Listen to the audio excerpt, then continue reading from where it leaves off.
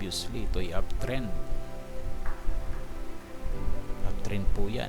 Naibabaw, confirm ng ating oscillator. Kaya sasabayan natin yung hintayin muna natin yung pullback. Palabasin muna natin yung pinaka pullback. So antayin natin yung bearish candle. So kanina lang nakapag trade na tayo. Ito yung trade natin kanina lang. Isinuwerte. Kaya ginamitan natin ang lot size na 10. Ina-upgrade natin yung ating lot size. Yan na. Magkaroon ng solid. May buntot yan. Solid lumabas na. Lumabas na siya. Kaya pasok na tayo. Pasukan na natin yan. Dito lang tayo abang sa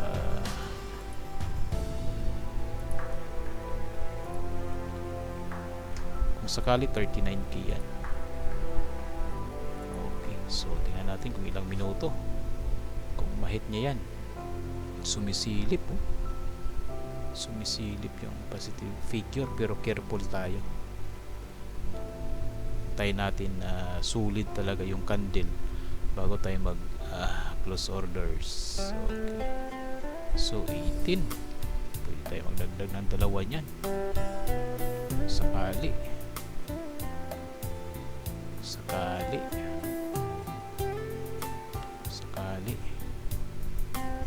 Okay, lupit yan na positive. Yan na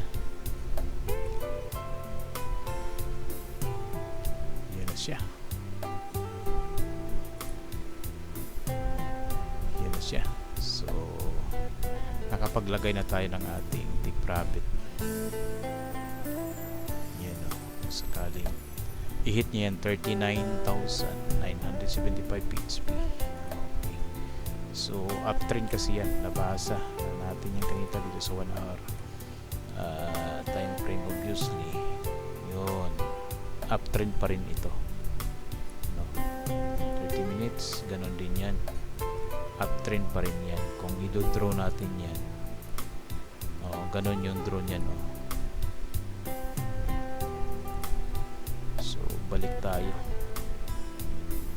tayo, tingnan natin. Yun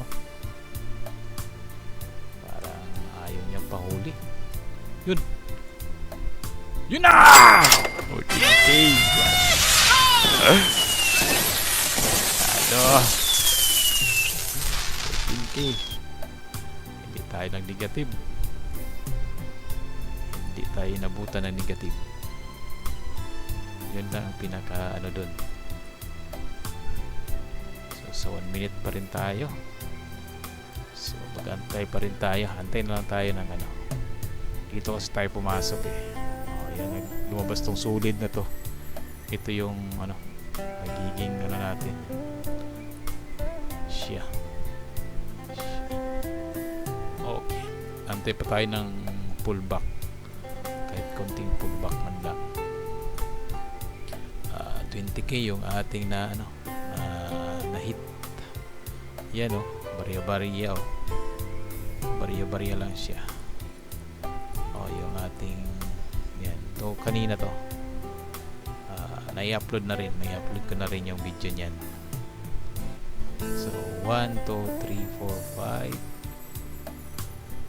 6, 7, 8, 9, 10, 11, 12, 13, 14, 15, 16, 17, 18. 18 orders. So antayin natin ito yung pullback. Ito yung hinihintay natin. Uptrend kasi ito, kaya sa buyers tayo talaga. Sa buyers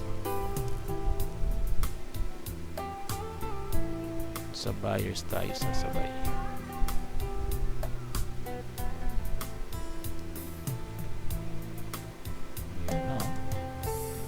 Uptrend kasi. So antayin natin yan. Ito yung mga galawan niya Ito yung magiging pullback niya. Pullback to, akyat. So antay tayo.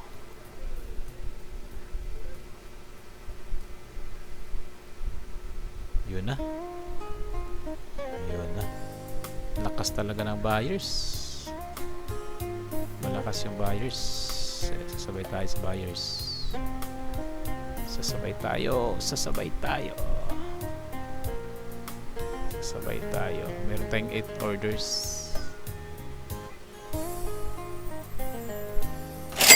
Yun! 17K. Okay. Diba? Positive pa rin. Grabe. Positive. Pwede yan. Pasukan natin yan. Nag-rest siya ng konti. Sige. Lagay tayo ng take profit natin. May 14 orders. Sakali 43K yan. Laki yan. Hit niya. So, yan na. Marangkada. Yun yung mga sign eh. Solid oh. Wala siyang buntot. Walang wick. Yung candle na yan. Oh, sumunod pa yung isa.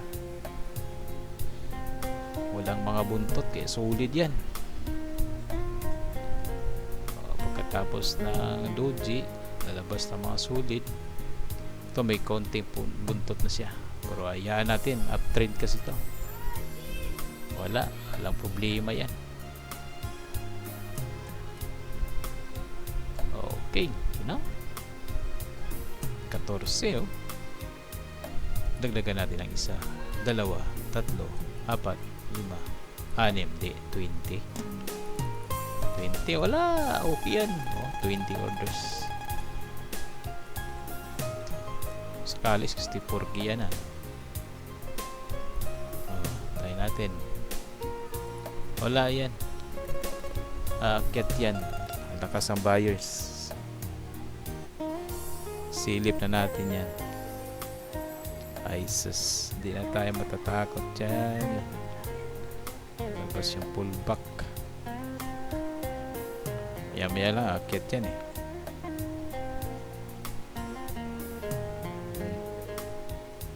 Yung pullback nyo. May mga buntot. Puro may buntot.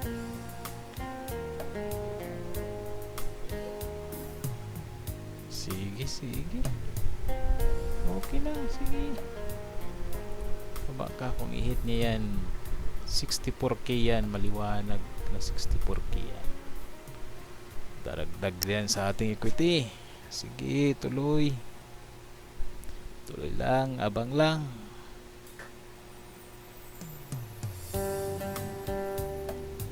Oh, diba? Parang grabing pagpigil sa kanya ng puwersa. Hindi siya makatuloy pagbaba eh. Tuloy. O yan na, lumabas na. Wala yan, lalabas na ang bullish niyan. Bullish na yan, magiging bullish na yan. Diba? Sige. Tayo natin. Pangatlo to. Last, ano na natin to? Pag nahit to, wala na. Okay na tayo. Okay na tayo. Bah, tumulo. Tumutulo pa, nag-hammer. Naging hammer ng forma nyo. Naging hammer ni Thor. Yung panungkit ng ano, no stop loss. Pag naglagay ka ng stop loss, wala na, sungkit na. Wala na, income na nila yan. Stop loss ka dyan. Huwag ka maglagay ng stop loss. Yan mo lang yan. Pullback lang yan. Saniwala ka. Sa tagal natin na nagtitrade dito, gamit ang ganitong technique. Diba? Wala yan, oh. Sus. Wala na. Akyat na. Ayan, oh. Oh, negative. Oh. Diba? Oh. Wala na. Ano bang kaba-kaba ka pa dyan? Wala yan. Ang kabahan. Diba? Careful lang tayo kasi nagpapalit yung negative. Baka matsambahan yung negative natin dyan eh. Diba? So careful lang talaga. Kasi possible na magano pa dapat. Gulatin mo lang siya. Gulatin mo lang siya. Gulatin mo lang. Gulatin mo lang siya kasi. Diba? Hindi, huli yung ano? Huli yung panganay. Huli siya eh. Oh. Huli. 20k. So, yan lang muna for tonight. Okay, positive. Tatlong positive kagad tayo. Kailang minuto tayo. 8:25. Oh, 25 plus 30. 11 minutes lang. Grabe. Marangkada pa pero wag na tayo. Baka bigay naman natin sa inyo yung mga oportunidad. Huwag natin ubusin. Grabe pagkataw. Sus, yun po. Hit na sana yung ating na-hit sana yung ating take profit, no? Pero hindi tayo manghinayang. Hindi natutulog yung market. Di ba? Hindi yan siya natutulog. Matulog ka pero siya hindi.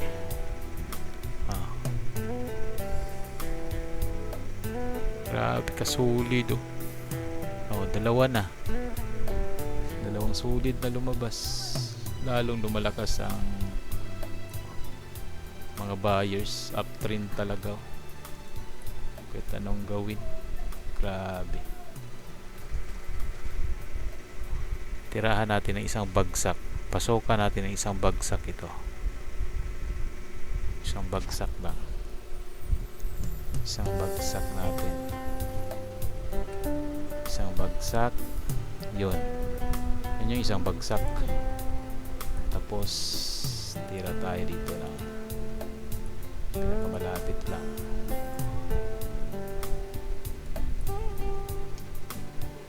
Sakali yan 39k yan.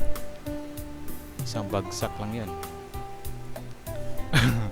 Isang bagsak.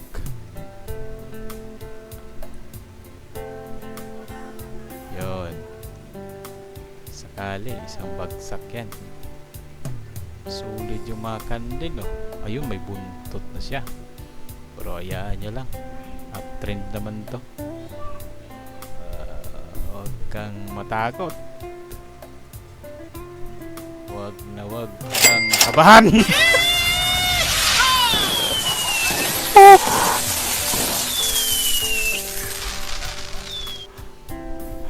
Panalo. 39k. So, yan ang pabaon.